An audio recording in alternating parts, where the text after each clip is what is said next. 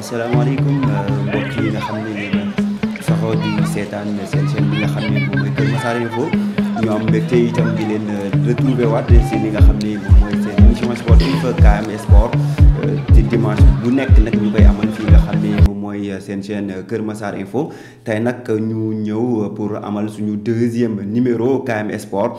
ñu am nag di fàttali rek li nga xam ne jotoon na fi xew mooy que ne équipe nationale bu Sénégal dimanche bi passé bi ñu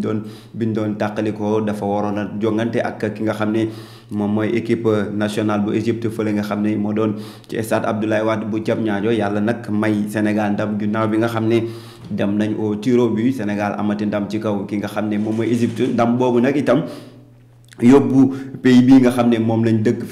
fi lañ bokk ñun ñëpp na muy Sénégal bi ñu bokk mu dem fële nga xam ne moom mooy ca Qatar 2022 war fa représenter li nga xam ne moom mooy zone Afrique ànd ci nag ak yeneen ñeenti pays yoo xamante ne itam xam nañ leen muy Tunisie Maroc ak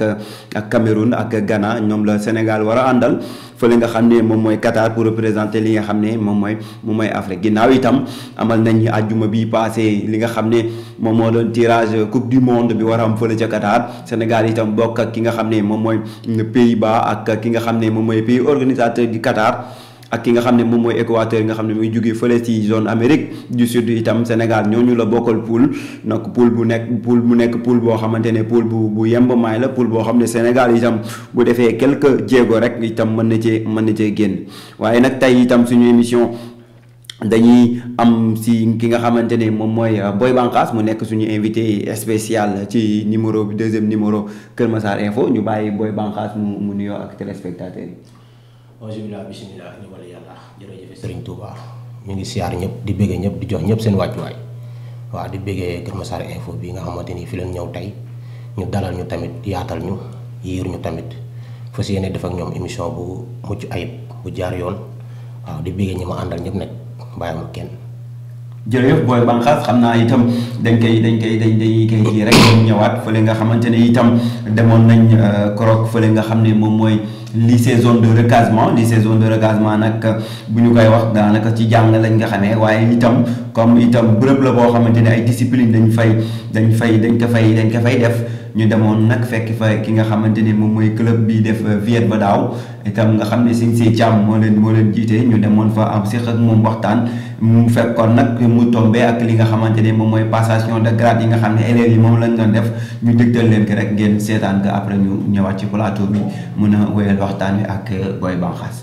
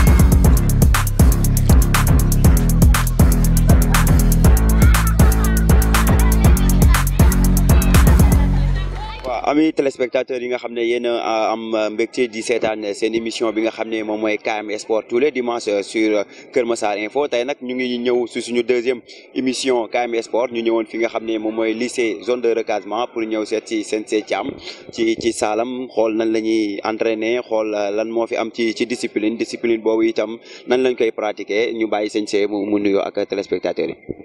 waaw salaamaaleykum waa Kër Massar Info. ñi suivre ñëpp Kër Massar Info ñoo ngi leen nuyu di leen ziar ci koor gi nga xam ni moom la ñu dugg di ñaan yàlla yan nañ ci dugg ak jàmm génn seeg jàmm liñ si jàmm yan na ko yàlla nangu.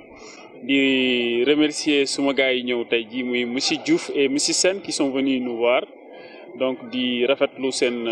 taxawaay ndax lii dina bokk ci au moins li fësal li nga xam ni mooy wàllu sport ci Kër Massar li nga xam ni nag mooy li ñuy def discipline bi mooy Viet Vo Dao. Viet Vo Dao discipline la bu ñu créé Vietnam origine am donc mooy Vietnam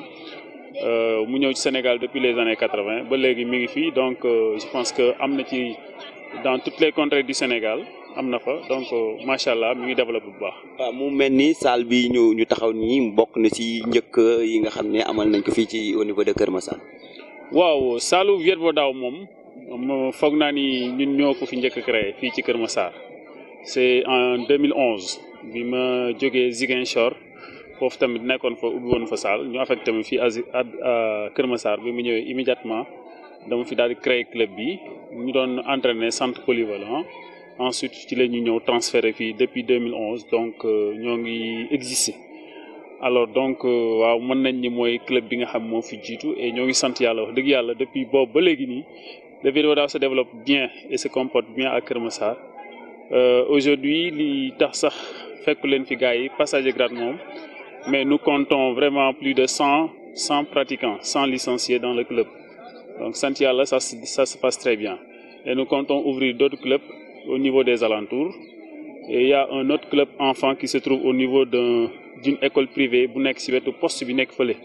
donc foofu tamit le club enfant se développe très bien alhamdulillah on fait notre travail et puis voilà.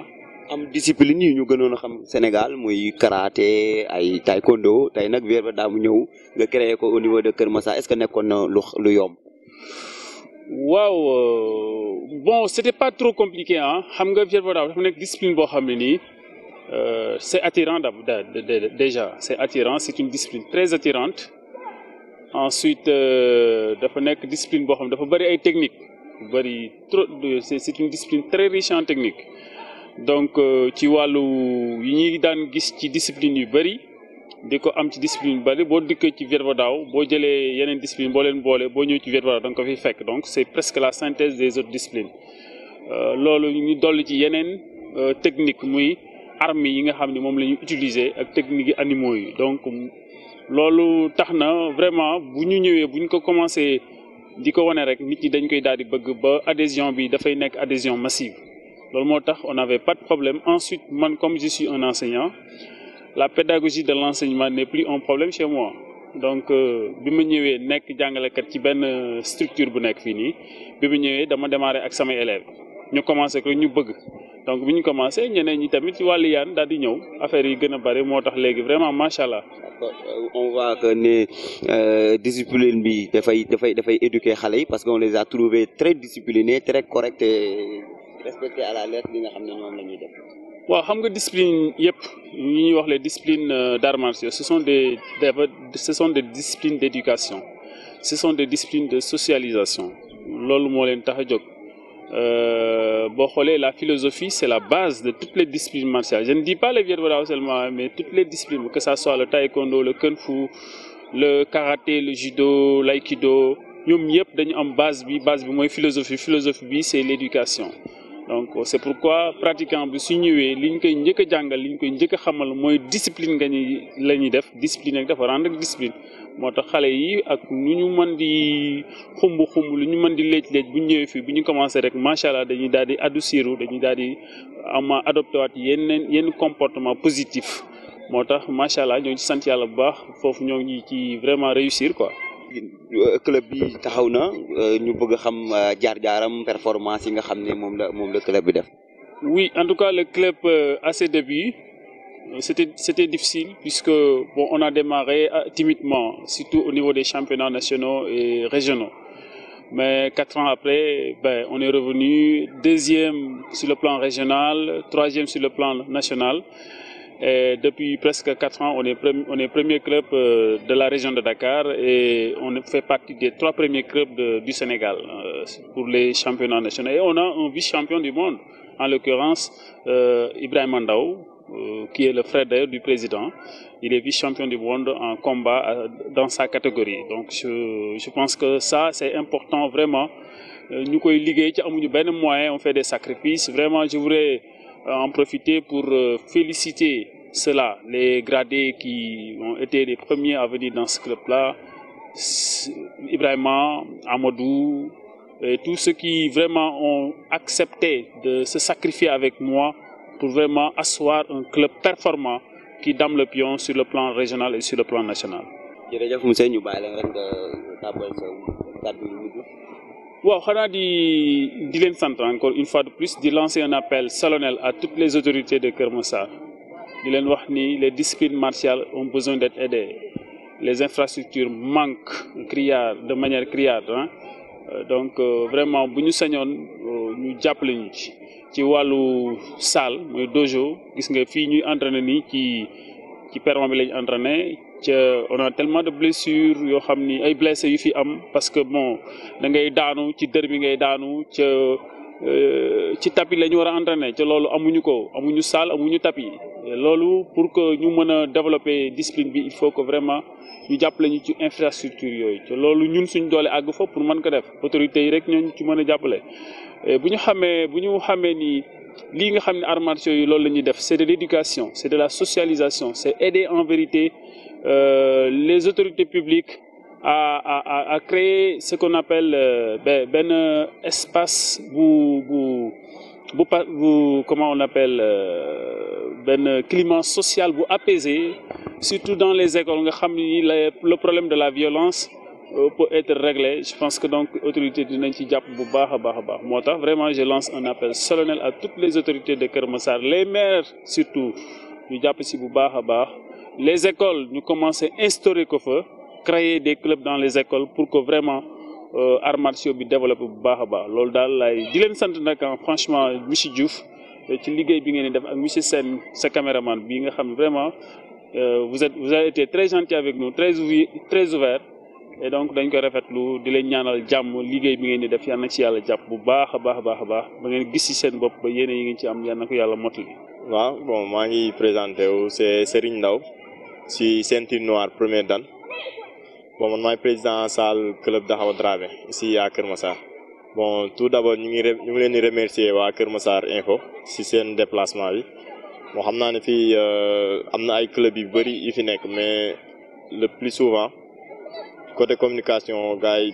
suñu salle la ñuy ñëw le plus souvent mais loolu ñu ngi leen si remercier bu baax. le plus souvent gars yi fii la ñuy ñëw comme ni ko sëñ Sey waxee ñu gis ne infrastructure yi nga xam ne ñoo war a dalal arts martiaux yi dafa manqué à Keur Massar nan nga koy. waaw mën nañ ne benn instant arts martiaux yëpp instant yi dafa bëri ay techniques yoo xamante ne dafa laaj technique de gymnastique mënoo ko def si ay dër normalement sur tapis nga ko war a defee léegi fekkee autorités yi nekk au niveau de Keur Massar mën nañ ñu jàppale si benn dojo mën nañ ne benn dojo départemental ou bien benn dojo communal boo xamante ne l'ensemble des arts martiaux yu nekk Keur Massar yëpp dinañ ci mën a entraîner na mën naa ne benn espace bi nañ am mooy hall bi nañ gis si au niveau de Keur Massar boo xamante ne am na ici je pense il y a 3 à 4 arts martiaux yoo xamante ne ñu ngi fii nii y a le judo le taekwondo le karaté le Viet Vo Dao et le kung fu mais ba léegi mën nañ ne si dër bi nañuy entraîner amaguñ tapis boo xamante ne ñun ñëpp mën nañ si entraîner fekkoon daal autorités yi nekk Keur Massar mën nañ leen ñaan ñu defaral ñu benn infrastructure boo xamante ne l'ensemble des arts martiaux de Keur Massar dinañ si mën entraîner loolu dinañ ko rafetlu bu baax. nga wax ko ci dër bi la ñuy defee lépp tey bu ñu ñëwee gis leen ngeen teg ay tapis ci passation de niveau bi de grade bi. mais est-ce que du présenter ay dangers si ñi nga xam ne ñooy pratique. si bien sûr day présenter ay dangers ñun mën nañ ne tapis yi ñun dañ ko cotiser ñun l'ensemble des athlètes du club pour mën ko jënd et ça a duré du temps mën nañ ne cotiser nañ ko ay 6-7 mois pour mën a jënd benn air mais ba léegi air normal bi amaguñ ko voilà boobu tamit ñu ngi ciy ñaan autorités yi nekk Kër Massar fekkee mën nañ ñu si ñëw jàppale ñu si. est-ce que essayé ngeen def ay démarches si envers ces autorités. bon autorités yi mën nañ ne ñun démarches yi ñu mun def au niveau administratif le plus souvent ñu ngi koy def mais bon xam naa peut-être tamit accessibilité bi mooy xaw a des pour nga gis leen nii face à face day xaw a difficile ndax mën naa ne ñun daan nañ organiser même ay tournois di ko tuddee le maire de Kër Massar mais vraiment daawuñ ko gis parfois nii lay ñëw envoyé ay représentants mais le maire en tant que tel yàgg nañ ko tuddee ay compétitions yu ñu doon organiser fii mais franchement daawuñ ko gis te buñ sañoon daal ñu gën a jege ñi nga xamante ne ñooy def art martial au niveau de Kër Massar. ñu bàyyi la rek nga tàggatoo ak ñi nga xam ne ñooy seetaan ci Kër Massar. waaw waa Kër Massar Info bon ñu ngi leen di remercier bu baax ñu ngi leen di remercier bu baax ci déplacement bi ngeen def di leen ñaanal seen émission bi li ngeen si bëgg yëpp yal na ko yàlla defal voilà maa ngi leen remercier bu baax. merci beaucoup.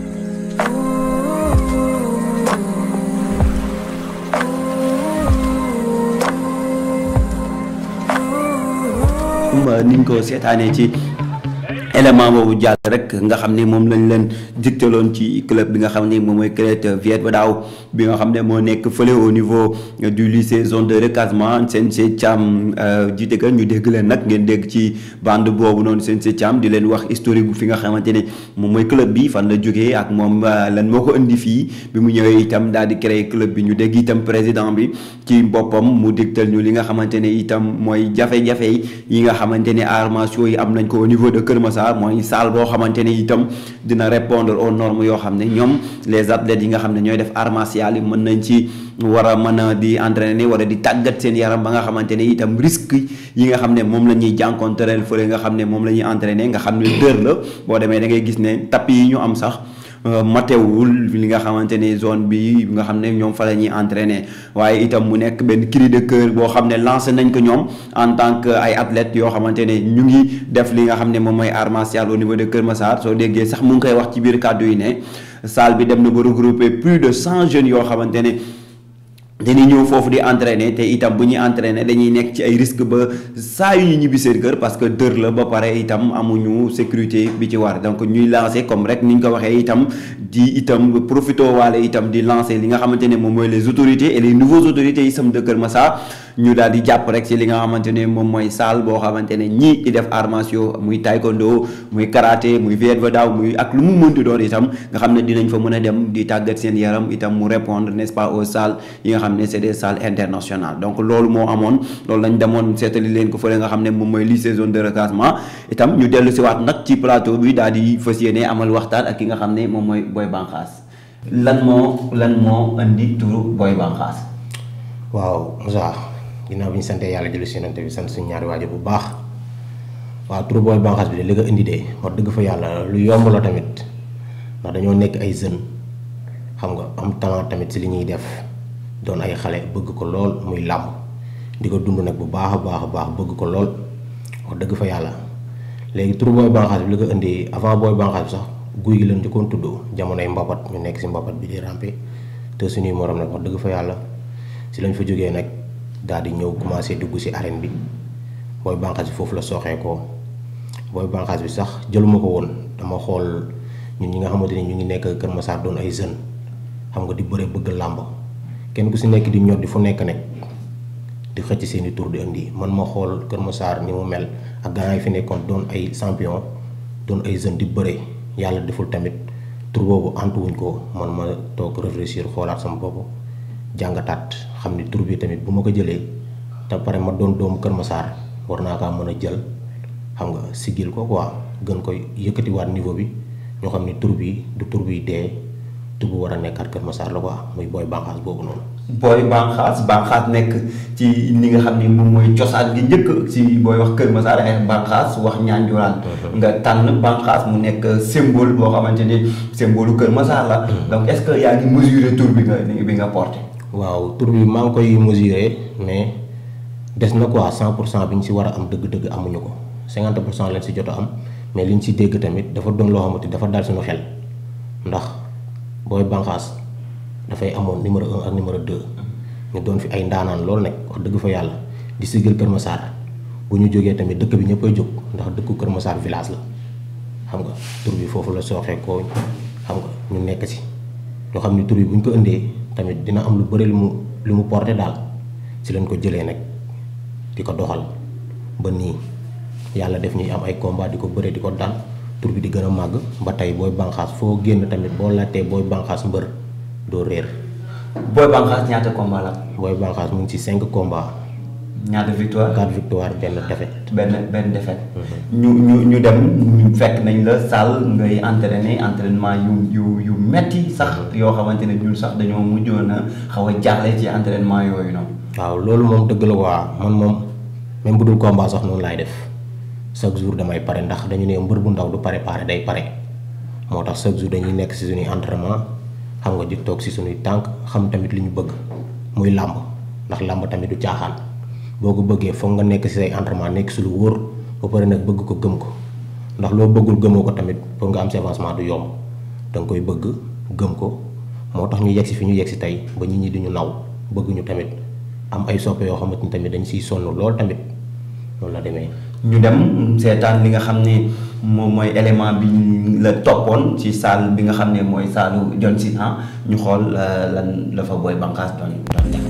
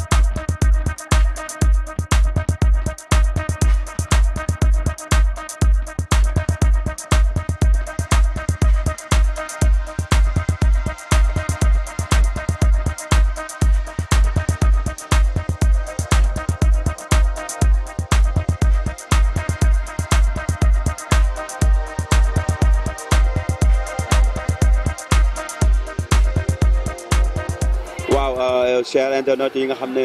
yéen a saxoo di seetaan seen émission bi nga xam ne mooy KM Sport tey nag ñu ñëwoon fi nga xam ne moom mooy saalu John Sina ñu daal di daje ki nga xam ne moom mooy Boy Banqaas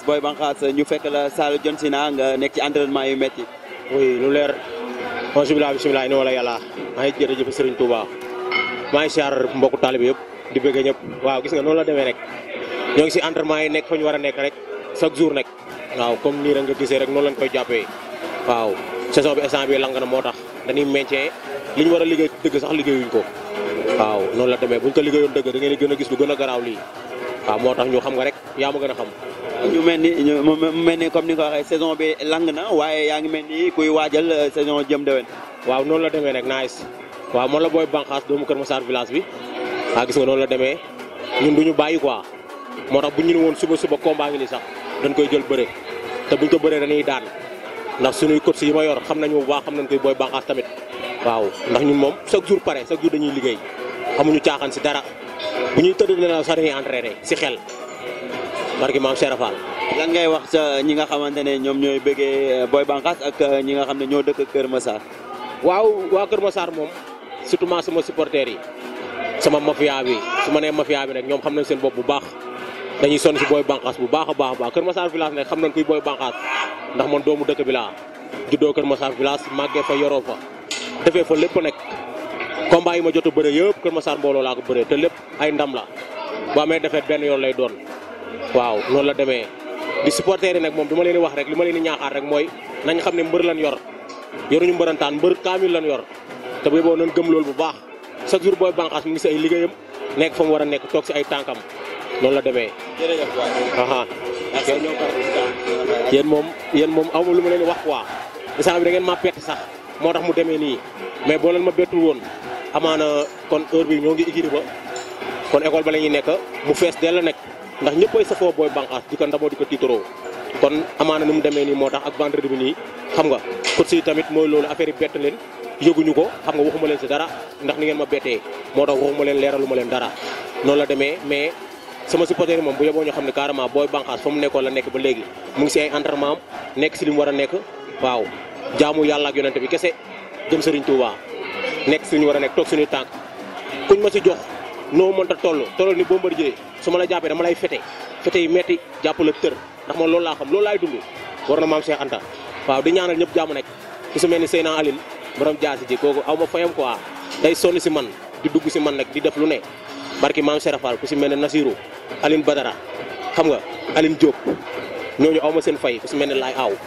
ñooñu yàlla xam doy na daal dama leen di ñaanal ku si mel ne Abdoulahat Sarr kooku moom mention spéciale aw ma fayam tuma Aline Samb moom waxaale wu ma ko ñooñu dama leen di ñaanal quoi ndax mafia boo xamante ni dañoo am fulla ak fayda gëm seen bopp te xam ne ki ñu yor ki ñu nekkal gëmuñu beneen mbëru Kër Massar village lañ gëm muy Boy Banqaas kese ne képp amul keneen noonu la demee nag di sant di gërëm sama yaay di sargal sama papa ndax aw ma seen fay chaque jour si lu may dugg lu ne dañuy yëg di sant sama ndijaay bi nga xam ne moom laa nekkal sëriñ di sant sama soxna nag di ko ñaanal jàmm bu baax a baax di la sant yow tamit Moussa di sant sa gars yi nga àndal di wax ñoom moom mention spéciale ñoom kenn du ñoom maa ngi leen di sant di leen gërëm jaajëf Moussa ñoo far merci beaucoup. waaw loolu moo nekkoon élément bi nga xamante ne toppoon nañ la ko fële ci Saalu Jansina comme ni ma ko waxee sànq ñu fekk ne nag nga nekk ci ay entraînement yu metti mu mel ni sax da ngay dëgmal combat. waaw noonu la demee doon nañ dëgmal combat mais la suite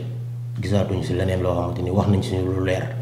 ndax gars yi tamit ñoom ni ñu mën a taxawee mooy promoteur bi lu mu leen wax rek si loolu la ñuy sukkandiku dañ leen a xaarloo ñun tamit ñu gëm loolu gëmloo ma ne carrément jàppal ni am nga combat nekkal si say entraînement ni mu waree ndax yaa ngi si sax mais gën a la continuer nekk si say entraînement ndax avant combat di ñëw sax man damay nekk si samay entraînement man combat une semaine dama koy bëre dem jël ko daan ñëw toog ndax ñun loolu lañ xam quoi ndax dafa fekk chaque jour ñun ñu ngi suñuy entraînement chaque jour matin soir bàyyiwuñ dara waaw ndax dañoo doon ay ndaw a pare toll si làmb foo xamante ni xam nga lépp lu ñuy def rek dañ koy xam ndax mënoo nekk si làmb tamit nekk ak ay nit ñuy sonn si yow lu ne koy daj si yow xam nga dindoo leen defoo leen chaque jour ñoom dañuy veillé si yow bu baax kon yaakaar naa boo duggee si làmb tamit da ngay xam sa bopp bu baax. xam fi nga bëgg a yegg nga téye sa bopp entraîner déglu sa staff luñ la wax nga def luñ la tere tamit nga bàyyi. mais yow nan nga mën nga jàngatee que ñuy wax ne Boy Banqaas technique bi nekk fii ñi muy daan ñëpp ñii dañuy dóor mu daanu wala ay mbër la yoo xamante ne ku leen boole woon na sax Laurent mu daan leen. waaw loolu ñi koy wax rek ñoo xamul Boy Banqaas mais ñu foo wandal ak Boy Banqaas xam Boy Banqaas xam na li Boy Banqaas capable ak li mu mën ak li mu mënul man damaa mën a bëri jaar si équipe bu mag bi may nekk xale bu ndaw ñu tette ma di def si man bëri muy Père Birahim Ndiaye sàkku xam-xam fa laa njëkk a jaar nekk fa laa naandee bëri nekk ak samay morom avant maa dem si Père Birahim Ndiaye dama nekkoon ak samay morom di bëri ñoom bëri ba xam def naa ko contact comprendre nga ma jóge fa dem équipe Père Birahim Ndiaye Parcelles di jóge Kër Massar su ma añee 2 heures 3 heures maa ngi ci yoon bi di dem Parcelles pour entraînement su ma demee 4 heures laay yegg du ma fa fekk picc du ma ko fekk nekk samay entraînement ne ba gars yi ñëw fekk ma fa yaa may dégg kon yaakaar naa damaa jàng bëri te bu ma tëb rek ñëw bëri nekk ma koo xamante dafa màgg bëri dama ñëw jàng ba mokk dama tari bi làmb bon bu ma xam di nga bëri di nga xeex di nga bëri di nga xeex parce que ñu bari loolu la ñuy wax ne booy bànqaas xeex bi lay gën a privilégié que bëri parce que combat yi nga fi daan yëpp ñu si bari technique bi demeewul noonu itam. ñu ma daan ñëpp technique laa leen bëri ndax damay xeex ak yow ba nga bàyyi ma jàpp la daan ndax su ma la songul defuma action doo daanu taxaw di xeex rek taxul nga daan mbër musuma dóor mbër mu daanu mais li ma la def li ma lay def moo gën a pire dóor mu daanu dama lay jàpp duma la yóbbu la ardo ñaari yoon nga ñëw dem ardo nga ñëwaat ma téye la fa su fu ma la nee ci téye da nga xam ne góor yàlla dëgg moo la téye ndax damay liggéey doole naturel laay liggéey boo bëggee dégg dëgg doole naturel laay liggéey moo nekk ci man ku gis booy bànqaas nag moom di nga ko xeeb musuma bëreeg sama morom ñi may bëreeg yëpp ay 100 kilos la ñuy toll man ay 90 kilos laay toll ay 95. sama combat bi passé 95 kilos laa ki ma doon bëree mu ngi posé 105 kilos comprendre nga te teewul dama koo fete dama koo dóor ba mu daw génne stade bi mu ñëwaat mu jàpp ko daan. waaw mais gars yi tamit dañ doon wax ne booy bànqaas day jël si affaire yi toll du ko neex après mu jékki-jékki daal di xaw a reesaat. yan affaire est-ce que du loolu itam day joué si affaire yi. non man waxuma loolu ah. gars yi waaw dégg si mbedd mi. xañ na gars yi booy day jël si affaire yi bu paree toll nu ko neex après mu wàññeekuwaat. man gëw ma ay affaire ndax yoruma ay affaire Baye Fall yi ma nekkal ñoom ñooy dox ñooy lijjanti ñooy ñëw di ma jox man si ni ma toll noonu rek laa gëm ni noonu laa mës a toll te teewul bu ma duggee si géew bi ni ma war a mel rek laay mel ku ma duggal si biir géew bi di nga xam ne góor yàlla rek nga dajal si géew bi day metti muy neex ak muy naqari day metti boo ma bëggee daan da ngay liggéey lu pire man ku liggéeyul gëmoo sa bopp doo ma tër man góor yàlla dëgg moom may tër. léegi ban booy ñu bëgg a xam ban combat nga bëree ba nga xam ne dem nga ci ba si biir combat bi xam ne sa adversaire bi ñii du ñu ko yaakaare woon ne noonu la demee. noonu la demee sax gis nga man ñi ma jot a bëreel ñëpp dafa yomb sax si man ba léegi ñi ma war a bëreel dëgg pour muy metti amaguma ko. booy defal ndànk xam nga làmb yoon na xam nga déjà bëri seen problème mooy da ngeen di surclasser seen bopp yóbbu seen bopp si niveau yoo xam ne après da nga fay dem gaare sa carrière. waaw loolu dëgg la tamit mbër bu nekk mbër bu ndaw bu nekk booy ñaan yàlla da ngay ñaan yàlla pour gën a mën a avancer waroo ñaan yàlla chaque jour rek ñi ngay bëre rek ngay bëre ñoom ñi ngay bëreeg say morom noonu ngay ñaanee yàlla di bëreeg ñu la ëpp ak ñu la mag ak ñu la sut lees ba keroog ngay yegg fi nga jëm ndax looloo am si lamb ji am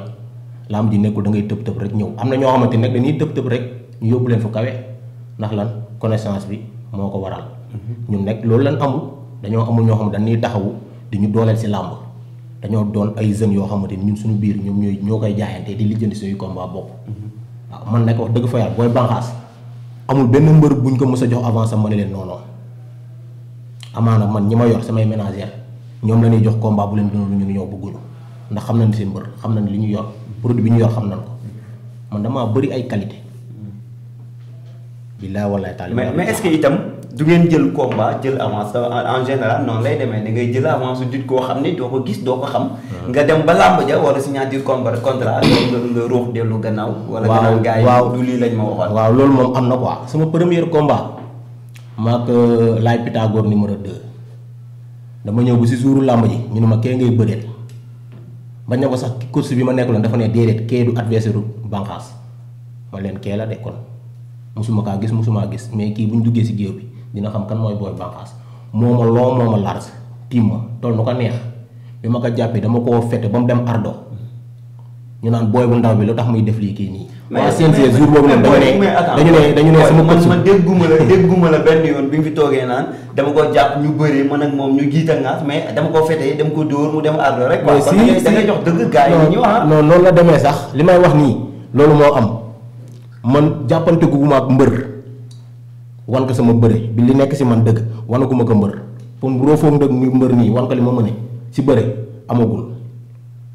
dama lay jàpp duma la wala lay duma mën naa bëre dama lay duma ba pare doog lay jàpp daan mbër dëgg bu mënul loolu du ko def. waaw kay noonu la demee nag dama lay jàpp fete la ba nga xam ni fete naa la nga ñëwaat ma jox la say morom. léegi booy bànqaas fan la teg bëtam. fi ma teg sama bët sori na samay morom ñu ngi fi.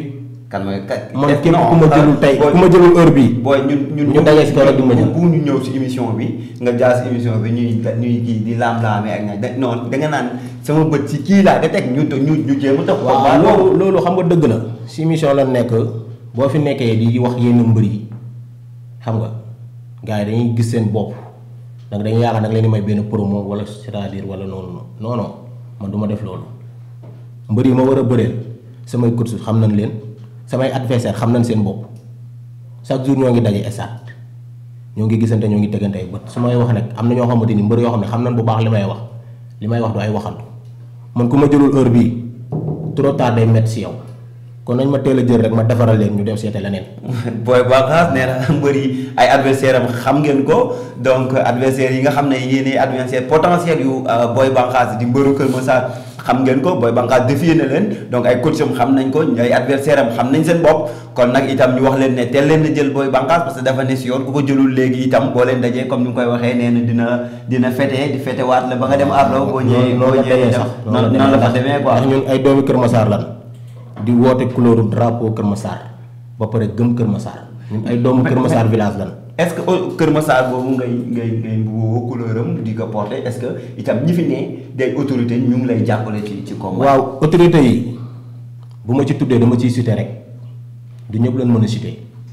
ndax mën naa ne amul benn autorité boo xamante ni taxaw ne man maa ngi jàppale Boy Banqaas ku dul maire Dieynaba Ndiaye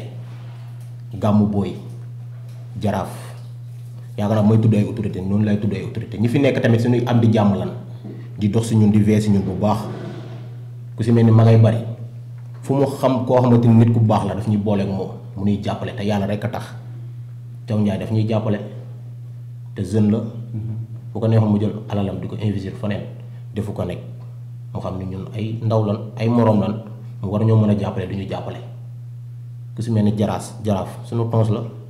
bëgguñu lool di vee si man bu baax nekk bu dul làmb daf may jàppale sans làmb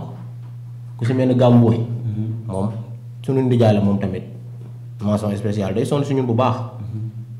kon ñun ay jeunes lan ñun ñoom lan am Kër Massar amuñu kaneen fii Kër Massar xam nga ñoom ñooy sunu xam nga Malick Gakou kon ñun ñoom lañ gëm kon ngalla nañ ñu ñëw jàppale xam nga ñun ay doomu Kër Massar lan bu ñu demee rek seen sag la du sagu beneen du kaneen fii ku dul waa Kër Massar ñun waa Kër Massar moo ñu ñor barki maam Cheikh Anta man ñu may àndal rek ñooy vee si man di sonn si man guddeeg bëccëg bëgg làmb nag gëm ko ba pare nag du ñu soutenir ñun lu ma bëgg ñoom dañ siy vee dañ siy dox dañuy dem di doxi loo xamante sax man fekkeewu ma yëguma tinu ma damay jékki-jékki ñëw ma Banqaas teel lii nekkal si li nga war a nekk rek xam nga nekkal ñu si suuf ñun ñu nekk si kaw lépp lu war dañ koy def ñu gëm seen bopp loolu nag doon ay jeunes su may wax nag ñi may wax xam nañ seen bopp bu baax ku mu si cité wu rek jàppal ne xel mooy fatu mais mënu ma matal lépp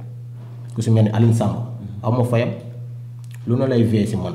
ba tey lii nii bu xewee yëpp moom la xam nga kon nit ku nekk da nga koy defal li nga xamante moo fi nekk waxal ko li fi nekk ku si mel ni Nazirou bu dul làmb sax daf may jàppale aw ma benn fayam parce que maam Cheikh Anta ku si mel ni Aline Badara aw ma fayam ku si mel ni Laay aw ma fayam xam nga Aline Diop aw ma fayam fu ne lay dugg si àll bi bu ma amee combat xam nga ku si mel ni kii Abdoulahat Sarr kooku moom mention spéciale quoi sama gaañ bu baax la sama gaañ bu cool la ñun ñëpp benn mafia la ñooy ànd ñoo bokk benn gang bi gang bi sama gaay ñi nga xam ne ñoom lay àndal bu dégg bëccëg suba ngoon samay waay lan di sonn samay combat bu baax lu ñu am nu mu mënta toll dañ koy ñëw bokk ak man si làmb ji di ma jàppale nekk sama yaay aw ma fayam day sonn si man bu baax sama papa aw ma fayam cant ak ngërëm nag ñeel na leen bu baax xam nga di sant Kër Massar gi yëpp nag du ma ni ay cité fii wala ay fii Kër Massar bàyyiwuma fenn lépp lu wër Kër Massar koñ yëpp bu mu daj bàyyiwuma kenn surtout maa fi ma yeewoo muy pëlga takkandeer aw ma seen fay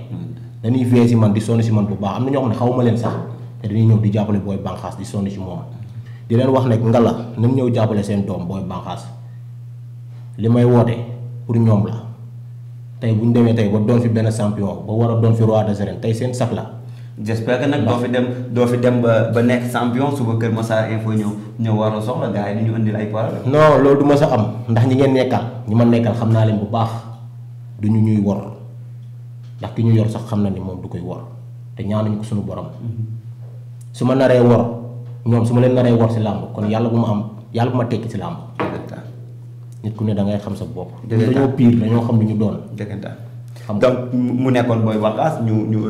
di leen ñëwaat ci fin bi rek après ñu yeggali waxtaan bi en attendant itam ñu dem ci li nga xamante ne itam mooy beneen élément bu ñu seeti woon mu nekk nag beneen volet buy football. xam nañ ne jamono yële passé amoon na fële ca stade bu Malika li nga xamante ne moo doon première édition Coupe Anta ginnaaw bi nga xamante ne nag itam final ba jeex na Espérance sportive bu Kër Massar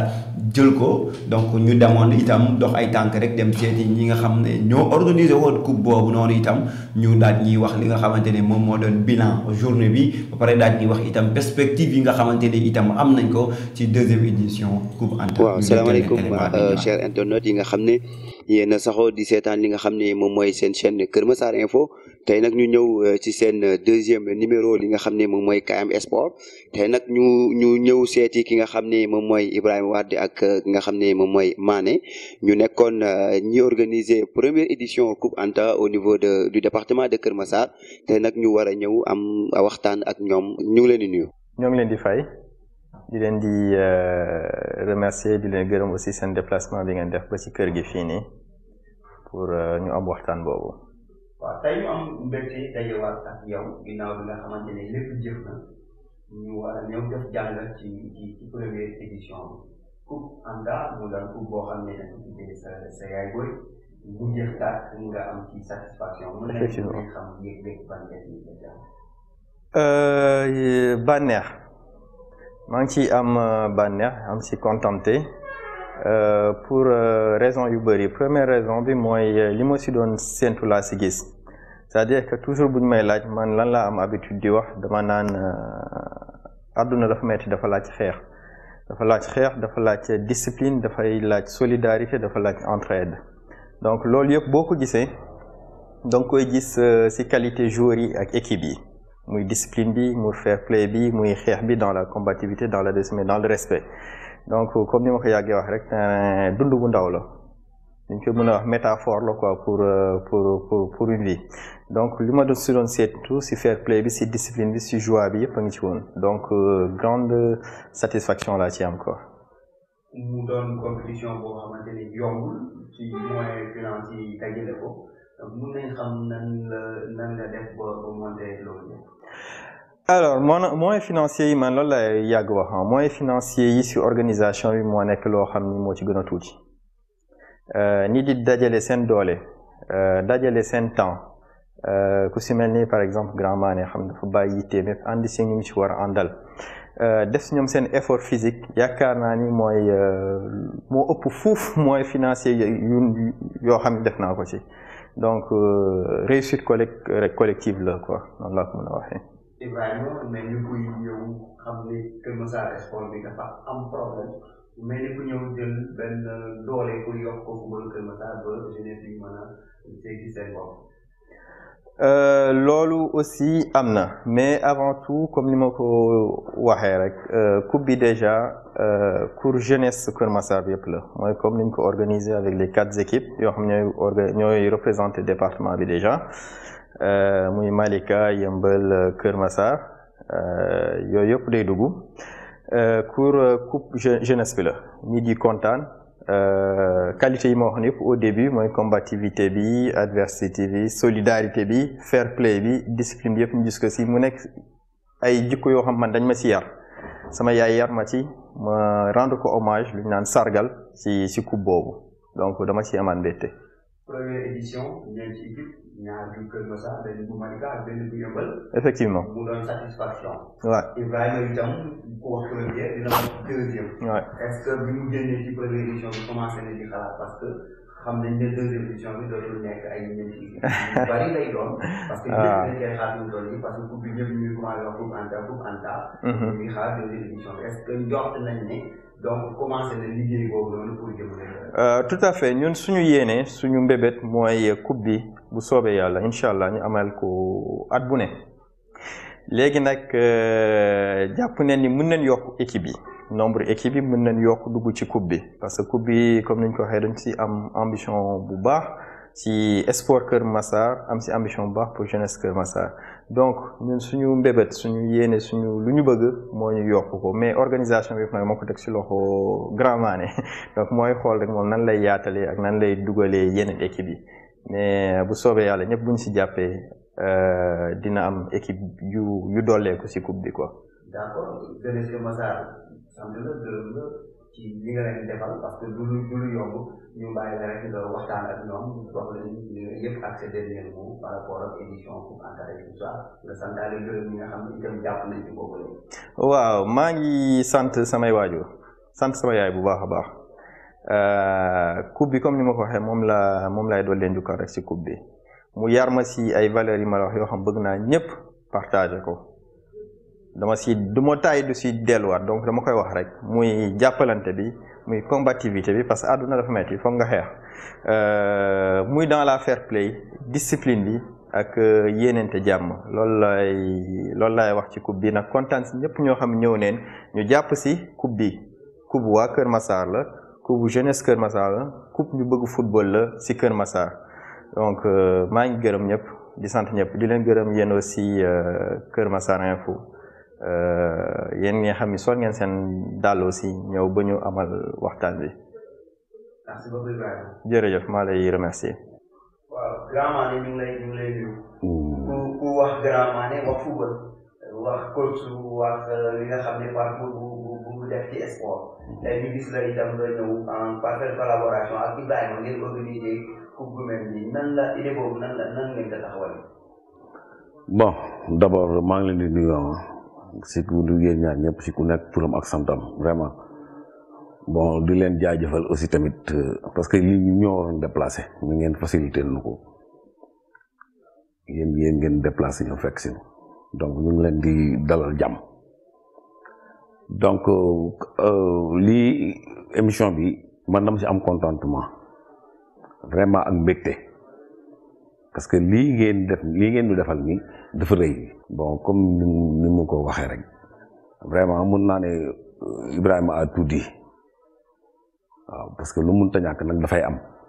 bon comme ni nga ko waxee noonu sport en général rawatina wàllum football fii à Kër Massar comme ni nga ko waxee Moussa loolu effectivement dëgg la ndax lu yàgg dëgg la ndax lu ëpp ñaar fukki at maa ngi exercer si domaine football fii à Kër Massar comme ni nga ko waxee rek Kër Massar je crois que ni toll nañ foo xam ne kenn mënatul wax sport football te doo si tudd Grand Mané Ibrahima nag bon vraiment dama koy ñaanal xale bu ndaw la mais dama koy ñaanal li tax ma di ko ñaanal mooy lii yëpp vraiment man maa ko jiite maa ko kii mais xelam la ak xalaatam parce que un jeune peut-être yàlla am na lu ko yàlla dénk mu nekk bitim réew war a jóge bitim réew ñëw Sénégal fii nga xam ne fii la fekk baax fii la dëkk muy Kër Massar avant muy ñëw mu programmé ne Grand Man bëgg naa su ma ñëwee ñu teg benn affaire boo xam ne au moins Kër Massar di leen si xaw a sentir seen bopp laaj ma sama xel man ko boy man day wax dëgg yàlla na toog ma ni man je suis un sportif te en particulièrement football donc comme noonu nga ko xalaate bu ma sañoon boo ñëwee ñu organiser benn tournoi boo xam ne dañ koy yaatal def ko au niveau du département comme Kër Massar yàlla dogal ni érigé nañ ko en département mu ngi doog a nekk département ñu def aussi tamit loo xam ne day nekk pour la première fois moom it mu rafetlu idée bi vraiment rafetlu ko trop moom soxnaam papam yaayam bon laaj ma aussi tamit comme xëy na jàpp ne domaine bu maag si expérience mu laaj ma nan nga ko xalaate man na ko doon man li ma ko xalaate mooy dañu jël ay équipes yoo xam ni par exemple Kër Massar yaa Espérance bi nga xam ni football fañoo Kër Massar moo ko téye man it yàlla dogal na ni am naa benn centre bu ñuy wax Gold District bu nekk fii ak Kër Massar Malika am na 2 équipes mais nañu jël kenn Yëmbal am na 2 équipes nañu jël kenn au moins ñu sentir que ni dugg nañ si département bi tout reste que ne 4 équipes la ñuy démarrer parce que mbir boo fi doog a dugg boo si doog a dugg pour la première fois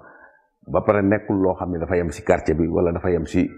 maanaam gox bi mais da nga koy yaatal si département bi nga ko def doo xaabaabal da ngay jël ñeenti équipe dans un premier temps ñu xool bu ñu yàlla dimbalee ba ñu réussir li nga xam ne moom mooy suñu première édition léegi nag ñu envisager deuxième pourquoi pas troisième quatrième voire effectivement ban su waxtaanee it mu nangul ma loolu moom moo doon raison yi nga xam ne moo tax ñu jël benn équipe Yëmbal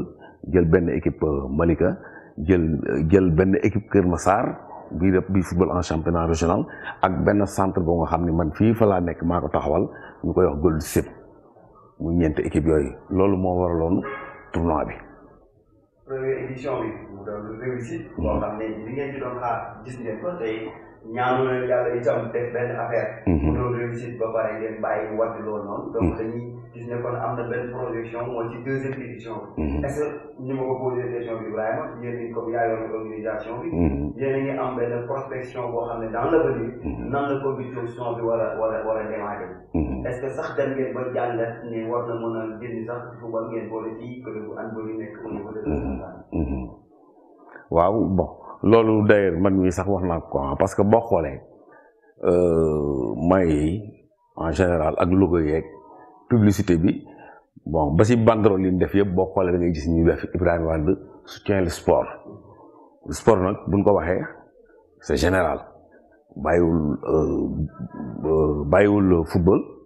bàyyiwul basket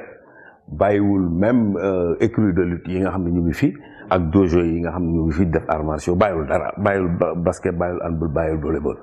parce que tout ce qui est sport moom da ngay daal di concerné mais comme gis nañ engouement populaire bi football moo ko yor ñu démarrer nag encore si football comme li nga wax noonu rek parce que ñaanuñu yàlla def benn édition bu réussir nekk loo xam ne bomb la tout département bi di koy waxtaane ñu xëy toog xalaatuñ ko sax ndax man mii su ma ko toppoon yaakaar naa keroog ba nu jouer final bi le lendemain automatiquement lañu waxoon nañ commencé tracé xool naka la ñuy entamé deuxième édition bi kon affaire bi moom mën naa ne desetul si moom si man la des donc man su ma ko toppoon rek keroog bu ñu footballee final ba pare si guddi gi la ñuy duggaat encore automatiquement si deuxième édition bi mais loo gis lu nekk aussi tamit dafay baax parce que comme jour bu mel nii pare na def nañ jàngat def autocritique xool li nga xam ni moom lañ dund ak peut-être yenn manquement yi jàpp nañ ne peut-être amoon na yenn manquement amoon na loo xam ne aussi tamit defoon nañ ko mu bëri war nañ ko mën a diminuer amoon na loo xam ne war nañ ko def defuñu ko yooyu yëpp lañ si toog ñu réfléchir si bu si réfléchir ba pare nag toog waxtaane waat ko parce que sànq wax nga wax ju am solo donc 4 équipes d' certes moom lañ démarré mais dañuy envisager chaque année ñu mën a yokk 2 équipes 4 équipes ainsi de suite ba li nga xam ne vraiment moom lañ bëgg dëgg si département bi ñu am ko voire régional voire sax national parce que mébét bi aussi tamit loolu la waaw pour nu bañ a nëbbante def nañ première édition dañuy ñaan yàlla deuxième édition bi ñëw dàq première bi ñaan yàlla aussi tamit troisième édition bi ñëw dàq deuxième bi ainsi de suite waaw. ñu bàyyi rek nga wax sa dernier mot ñi nga xam ne itam jàppoon nañ ci ñi nga xam ne yombaloon nañ la liggéey parce que liggéey bu yokkee yaa yoon organisation bi am ñoo xam ne jàppale woon. dëgg la nga wax ak ñooñu sa dernier mot. dëgg la vraiment maa ngi sant dans un premier temps muy Pa Ousmane di waajuram bu góor maa ngi koy sant bu baax di sant aussi tamit maire Anta Wade di waajuram bu jigéen bu baax di sant son grand frère Babacar moom it nga xam ni vraiment moom laa gën a jaxasool sax di sant aussi tamit soxnaam moom it parce que dana góor gu mag boo gis rek boo gëstoo si ginnaaw da ngay gis tamit jigéen ju mag ju kon te di moo tax ma ne nag damay gërëm soxnaam di gërëm aussi te sa petite sœur ndax moom it depuis premier jour ba tey bàyyiwut donc ñooñu dama leen di féliciter aussi tamit di sant di ñaanal aussi tamit sama soxna ndax moom it seetaanu ma benn yoon ndax xëy na moom it am na noo xam ne bu ñu comporté woon tamit kii xëy na du ma ñeme man it am na noo xam ne bu ñu fameem comporté woon it xëy na man it du ma ko ñeme waaw te wax dëgg yàlla moo xam boole moo taxit damay gërëm papam di sama baay nag di gërëm yaayam aussi tamit di sama yaay di gërëm toute sa famille di gërëm aussi tamit sama famille ndax lii bi ma siy dugg it waxtaan naa si ak samay kilifa maanaam samay mag waxtaan naa si ak ñoom it ñu rafetlu idée bi trop waaw te donc comme li ñuy wax rek bu lëg lekkee alom aussi tamit ne ko gërëmee Coy wax dëgg yàlla moom dafa ma fekk si li nga xam ne moom la ma yàlla na too ma gën ko bëgg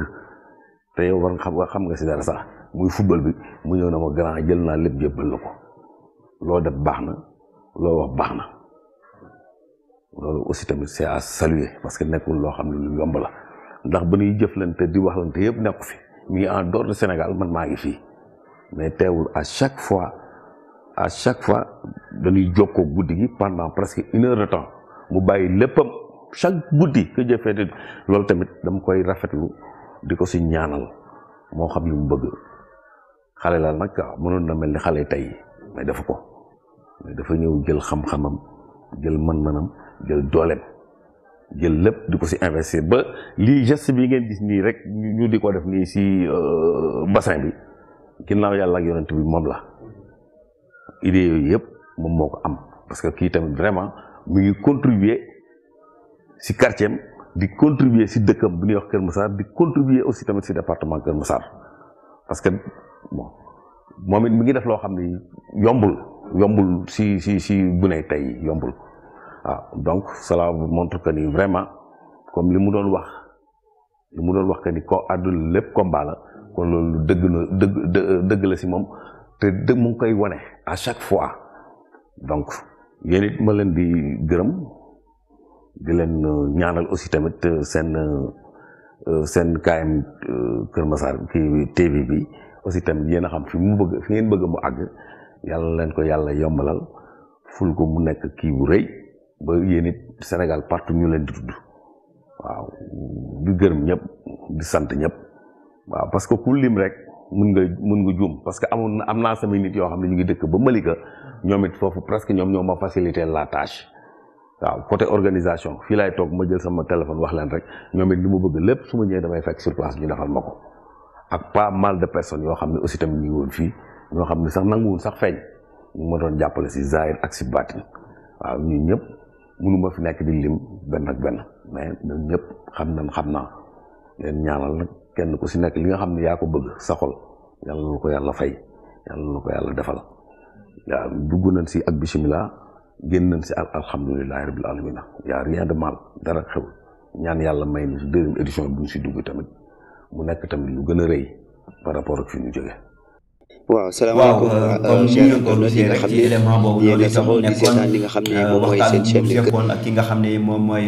Ibrahima Wade ak Mané nga xam ne ñoo organisé woon première édition Coupe Anta donc mu jeex nag ñuy nekk ci waajal li nga xamante ni moom mooy deuxième édition bi nga xam ne itam war na am fii ak déwén ginnaaw bi nga xam ne itam première édition bi Espérance sportive bu Kër Massar moom moo ko jël xam naa nag émission bi mu ngi waaj a jeex comme nag itam ñu dégtal leen li nga xam ne rek comme ni ñu koy defee saa su ne muy les résultats yi nga xam ne ñooy am football ak programme yi nga xam ne ñoom ñoo war a am dans la semaine. tey nag bu ñu demee fële ni njëkkee fi nga xam ne moom mooy France Ligue 1 française boo fa demee itam amoon na match bi nga xam ne moo doon dox ci diggante Strasbourg ak Lens Strasbourg moo dóor Lens benn bal ci dara ki nga xam ne itam moom mooy Clermont Foot doon daje ak Nantes moo ko dóor 3-2 am noonu itam diggante Monaco ak Metz Monaco moo ko dóor ñaari bal ci benn mu amoon itam diggante Montpellier ak Brest moo fekki Montpellier dóor ko ñaari bal ci benn Saint-Étienne itam Marseille moo ko fekk si dóor ko ñeenti bal ci ñaar ki nga xam ne itam moom mooy Reims moo demoon fekk ki nga xam ne moom mooy 3 moo ko dóor li nga xamante ne itam moom mooy benn bal ci dara match yi nga xamante ne itam jeex na sànq ci nga xamante ne mooy championnat Ligue 1 bu française ki nga xam ne moom mooy Lyon moo dóor Angers 3-2 Paris Saint-Germain bu Mbappé nga xam ne itam Mbappé moo dugal ñaari bi nekk nag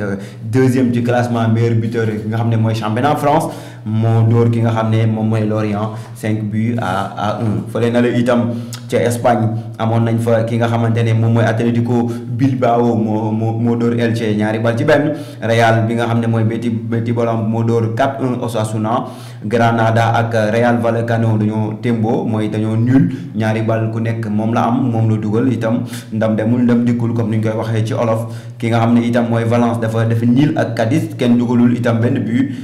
Barcelone bi nga xamante ni itam depuis nga xam ne ki nga xam ne moom mooy Xavi ñëw ci équipe bi dafa commencé revenir commencé wane beneen xar kanam boo xamante ni itam xamee wuñ ko woon. Barcelone moo dóor Séville li nga xamante ne mooy benn bal ci dara fële itam ca Italie muy Serie A Fiorentina moo dóor Empoli benn bal ci dara. Atalanta itam Naples daf ko fekk ci dóor ko ñetti bal ci benn Naples bu Kalidou Koulibaly moo dóor Atalanta fekk ko dëkkam dóor ko ñetti bal ci benn. ki nga xam ne moom mooy Udinese moo dóor Cagliari 5 buts à 1. ki nga xam ne itam mooy Sampdoria Rome moo ko fekk ci dóor ko benn bal ci dara. Juve itam nga xam ne Juventus de Turin ki nga xam ne mooy Inter de Milan moom moo ko fekk ci dóor ko benn bal ci dara. suñ demee fële nga xam ne moom mooy Allemagne démb nag li amoon ci samedi bi mooy Bayern de Munich moo dóor ki nga xam ne mooy Fribourg dóor na ko 4 bal ci benn. ki nga xamante ne itam mooy Francfort ak Graz dañoo nul 0-0. Bayern Leverkusen moo dóor ki nga xam ne mooy Hertha Berlin ñaari bal ci benn. Fribourg moom li ma ko waxee woon Bayern de Munich moo ko fekk si dóor ko ñeenti bal ci benn. Hoffenheim Bochum moo ko fekk dëkkam dóor ko ñaari bal ci benn. Anfield itam ak Stuttgart dañoo niil ku nekk benn. Borussia Dortmund itam moom itam muy surprise bi nga xam ne démb am na fële ca Allemagne Leipzig moo ko fa fekk dóor ko ñeenti bal ci benn. fële nga xam ne itam moom mooy Angleterre bu ñu fa demee Angleterre li fa am mooy démb Liverpool moo dóor Watford bu Ismaïla Sarr ñaari bal ci dara. Brighton ak Norwich dañoo niil. ki nga xam ne mooy Manchester City nga xam ne itam moo nekk tête ci classement bi li mu rawee Liverpool bareetul. Manchester City itam moo fekk ki nga xam ne mooy Burnley dóor ko ñaari bal ci dara. Chelsea itam nag mooy surprise bi nga xam ne am na Angleterre démb ba Mendy di gardien sénégalais bi dafa encaissé ñeenti bal. Brentford moo leen fekk ci seen biir dëkk dóor leen ñeenti bal ci benn. Leeds ak Southampton dañoo niil. ki nga xam ne moom mooy Wolverhampton ak Aston Villa Wolverhampton moo ko dóor li nga xamante ni moom mooy ñaari bal ci benn. Manchester United nag dafa niil ak ki nga xamante ni itam moom mooy Leicester ñaari benn ku nekk dugal benn bii. donc ñu jox leen itam ay programme yoo xam ne war na fi am muy des programmes scolaires boo demee fële nga xamante ne itam waa IF bu Kër Massar dañu amal seen ay compétition mercredi dañ jàppoon ne sax dañu koy arrêté ba koor gi tàmbali waaye nag ñoom itam dañu koy wéyal ci wàllu basket nag boo demee ci wàllu fële nga xam ne moom mooy lycée Marie Grignon ñoom dañuy amal li nga xamante ni moom mooy basket à 15h Doudou Safi moom mooy daje ki nga xam ne mooy GSLA. final cadet bi nag itam day am GSLA ak ki nga xamante ne moom mooy Doudou Safi donc loolu mooy yi nga xamante ne dina am fële nga xam ne moom mooy Marie Grignon handball itam dafay am fële nga xamante ne moom mooy lycée zone de recasement mu ngi war a dal ci nga xamante ni moom mooy familial war na fa amal itam ay jongante donc xam naa loolu rek mooy programme yi nga xamante ne war na am dans la semaine ñu leen ko doon digtal fi nga xam ne moom mooy Kër Massar Info émission bi nag tàggatoo na ñu bàyyi booy bànqaas rek mu tàbbal kàddu yu mucc yi balaa ñuy tàggatoo ak ñi ko doon seetaan. waaw kàddu yu mujj yi damay sant ak ngërëm rek ndax ñi ma nekkal dañuy sonn si man bu baax du ma jug si di ko wax chaque jour tout le temps.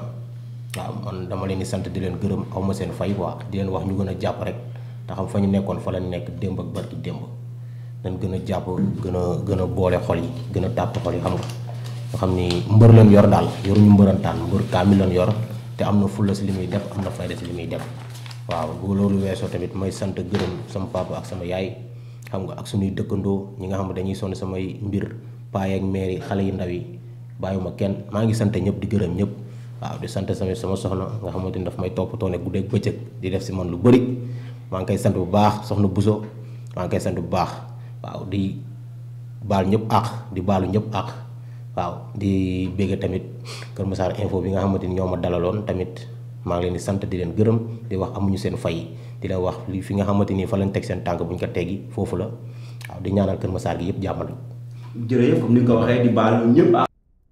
ci weer wi nga xam ne itam moo teru muy weeru ngëneel weer wu sell képp koo xamante ne itam amoon nañ benn luñ la mus a def rek te tayuñu ko ñu ngi jéggalu ñëpp itam di leen jox dig daje incha allah dimanche bii di ñëw ci yeneen programme ak yeneen activité sportive yoo xamante ne amoon na dans la semaine ak yeneen i mbër yoo xamante ne itam dinañ leen indi fii nga xam ne mooy au niveau du plateau de Kër Massar Info merci beaucoup à dimanche.